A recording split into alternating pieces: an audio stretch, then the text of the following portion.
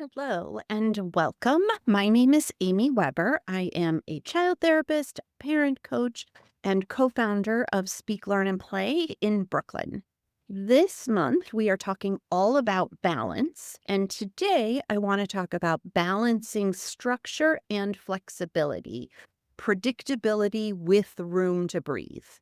This is, I would say, one of the biggest parenting tightropes. How do we create enough structure to help our kids feel safe without becoming so rigid that everything falls apart when life happens?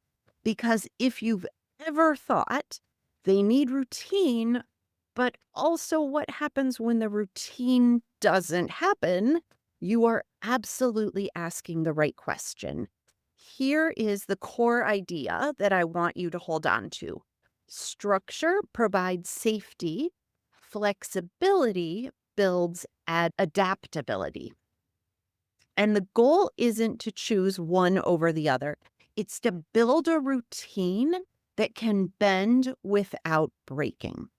So, let's start with why predictability calms the nervous system. This is about why structure matters so much, especially for neurodivergent kids. A predictable environment tells your child's nervous system, you're safe, you know what's coming next. When the brain can anticipate what's happening, it doesn't have to stay on high alert. And for many neurodivergent kids, unpredictability doesn't just feel annoying, it can feel genuinely overwhelming or even threatening. So, routines do something really important. They reduce the number of decisions, surprises, and unknowns in a day. That might look like consistent morning and bedtime routines, predictable transitions, knowing the general flow of the day. And here's the key: structure is never about control, it's just about creating a sense of safety. Now, structure works best when it's not just in your own head, but visible and felt for your child. This is where visual anchors and routine rhythms come in. Visual anchors are things that your child can see that help them understand what's happening. That might be a picture schedule, a written checklist, timers, first then boards. These tools take the pressure off constant verbal reminders, which can feel overwhelming or even nagging. Then we have routine rhythms. This is less about exact times and more about predictable patterns.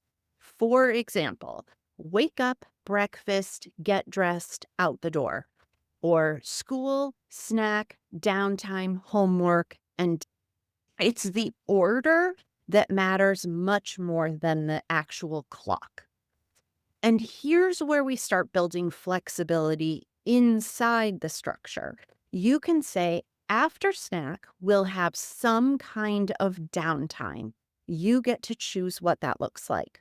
Now your child has predictability and choice. And that's the sweet spot. That's what we're aiming for. So, how do we teach flexibility without overwhelming the nervous system? We do not start with big, unexpected changes. We start with micro flexibility, tiny, playful shifts inside an already safe structure. Think of it like stretching, but not snapping.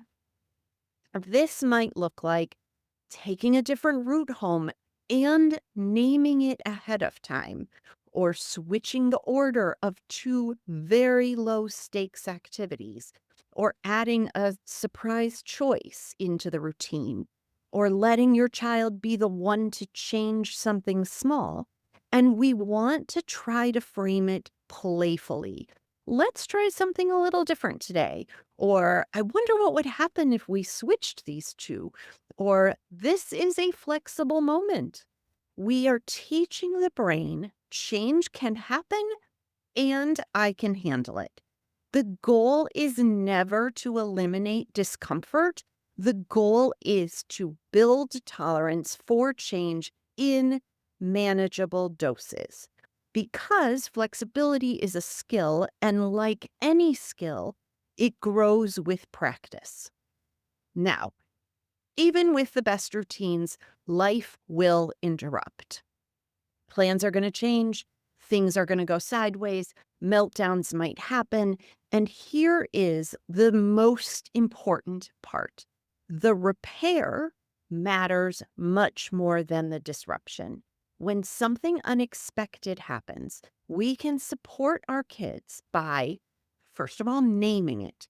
Wow, that is not what we expected.